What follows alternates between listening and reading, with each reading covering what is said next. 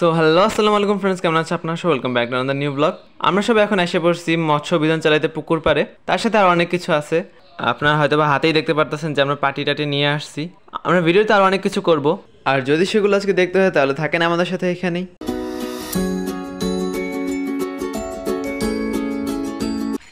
বসো, ছায়ার মধ্যে বসো, বসো সবাই। এই টুনি কি মাত্র একটাই পাইছে মামা? আমারটা রিল বানাই দাও। কিছু গু এখানে আমরা গু না। হ্যালো গাইস, আজকে আমরা পুকুরের পাড়ে কাঁচা আমের শরবত খাবো। আবার বলো। হ্যালো গাইস, আজকে আমরা পুকুরে কাঁচা আমের শরবত খাবো। এত সুন্দর করে আমিও বলতে পারি, এটা যতটা সুন্দর করে ও বলছে নাকি। আমি হলাম একটা ব্লগার, যে 3 বছর ধরে ব্লগিং করতে আসছি, কিন্তু আমি ব্লগিং ঠিক মতো করতেই জানি। রুশো কথা বলা স্টাইল দেখে আমার মনে হইতেছে যে আমি গত 2 বছর ইউটিউবিং করে জানা শিখছি, ও তার থেকে বেশি শিখছে আমার থেকে 2 ঘন্টার মধ্যে। কিন্তু সে কথা থাকুক, আমরা এখানে মৎস্য অভিযানে কী কী করতেছি সেগুলো আপনাদেরকে দেখাই। এই সময় কই যাও? পুকুর পাড়ে যাইতেছি। পুকুর কেন যাইতেছো? গোসল করব, অনেকদিন না পুকুরে গোসল করা হয় না, আজকে নেমে গোসল করব। কিন্তু তুমি তো সাঁতার জানো না। এটা হচ্ছে আমাদের বাড়ির পুকুর পাড়। এখানে গাছপালা অনেক বেশি, সেজন্য এখানে ছায়া পড়ে। আর এই গরমের মধ্যে আমরা এই ছায়ার নিচে এসে বসে রয়েছি, খুবই ভালোই লাগতেছে এখানে। আর তার সাথে চলতেছে আমাদের মৎস্য অভিযান। দেখতেই পারতেছেন যে আমার মামা বাবা মিলা মৎস্য অভিযানের প্রস্তুতি নিছে। তাহলে মামা আর বাবা যখন মাছ ধরা নিয়ে ব্যস্ত আছে, তার মধ্যে আমরা একটুখানি যে আমের শরবত বানিয়ে নিয়ে আসছিলাম, সেটাকে এখন সার্ভ করি সবার জন্য। দেখেন আমরা গ্লাস, তারপর ট্রেতে করে সব কিছু সাজায় নিয়ে আসছি। আর এটা ঢালবো শেষে মামি আমাকে মোবাইল দিয়ে দিয়েছে ভিডিও করার জন্য। আর এটা কেমন সেটাও আমি আপনাদেরকে খাইয়ে বলবো, এই শরবতটা কেমন হয়েছে। আচ্ছা ভাই, আমি এখানে কীরকম স্টাইলে বসলাম? এটা মায়ানো তো বসে রয়েছে, মামি বসে রয়েছে, কিন্তু আমি এটা কীরকম পদ্ধতিতে বসে রয়েছি, 2 পায়ের উপরে 2 আঙ্গুলের উপর। ঠিকমতো বসলেই হয়তো। কি বাজে দেখাইতেছে আমার এখানে। মামি আমাদের সবার জন্য এই গরমের মধ্যে কাঁচা আমের শরবত বানিয়ে নিয়ে আসছে, কারণ এই গরমের মধ্যে এরকম শরবত খেতে খুবই মজা লাগে। আর এরকম পরিবেশে এরকম ঠান্ডা ঠান্ডা শরবত খাওয়ার মজাই আলাদা। সব মিলে বলতে গেলে সব কিছুই মজা হইতেছে। আর এই আমের শরবতটা খুবই অর্গ্যানিক, কারণ এই আমগুলো আমাদের গাছের, সেই কারণে অনেক বেশি মজা লাগতেছে জুসটা।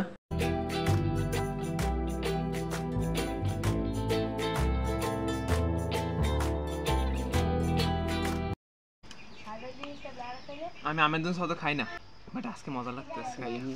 আস্তে আস্তে কাঁচা দেখলে পুকুরে কোনো কিছু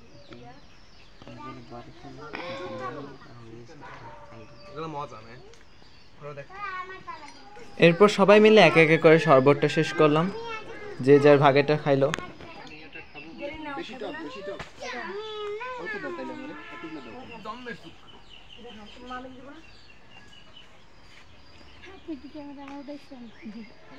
এই যুগের কন্টেন্ট ক্রিয়েটররা কন্টেন্টের জন্য যে কত কী করতে পারে, সেটা আমার মামিকে এখানে বসে দেখলে বোঝা যাবে।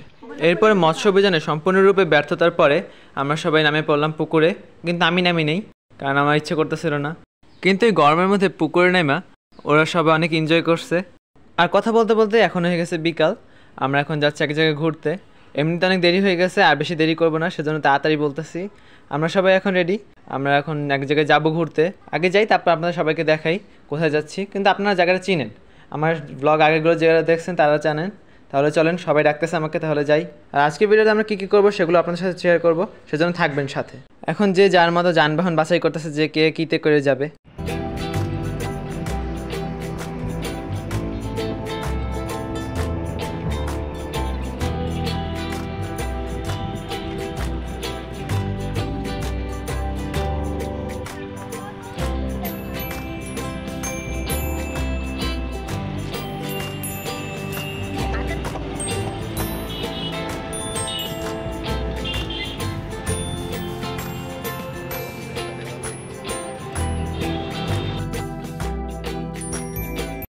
ঘোরাঘুরি তো আপনাদেরকে অনেক দেখাইলাম, আর সবসময় দেখাই সব ব্লগেই, কিন্তু আজকে আমরা ঘোরাঘুরির পরে একটু ক্লান্ত হয়ে গেছি, ক্ষুধা লাগছে, সেজন্য আমরা পিৎজা অর্ডার দিলাম আজকে। সেটাই আপনাদেরকে দেখাই। তাহলে দেখতে থাকেন এই পিৎজা বানানোর প্রসেস, আর যারা পারেন না তারা শিখে নেন এখান থেকেই।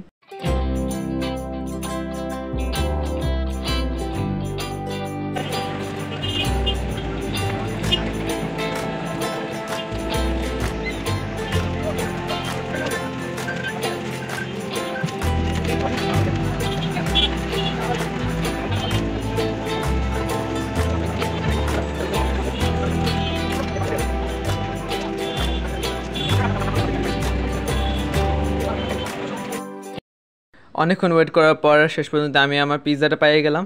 আপনাদেরকে ভিডিও ফাস্ট করে দেখাইছি, না হলে এখানে অনেক সময় লাগছে এই পিৎজা পাইতে আমার। পিৎজা দেখে কারো লোভ সামলাইতেছিল না, সেজন্য আমরা তাড়াতাড়ি পিৎজা বক্সটা খুলে ফেললাম। আর খুইলেই সবাই দেখে যায় এত সুন্দর একটা পিৎজা, কিন্তু আমি ভাই দেখছি কতক্ষণ বেশি এত সুন্দর একটা পিৎজা তৈরি করা হয়েছে। আমরা সস না দিয়েই প্রথমে রিয়েলাইজ করতে পারিনি যে সস দেয় নেই, আগেই আমরা সবাই নিয়ে নিয়েছি পিৎজা একজন একজন করে।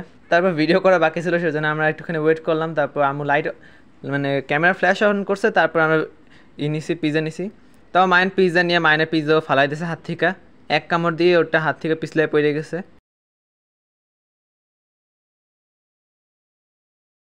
আর এখানে রুষা অনেক মজা করে খাইতেছে।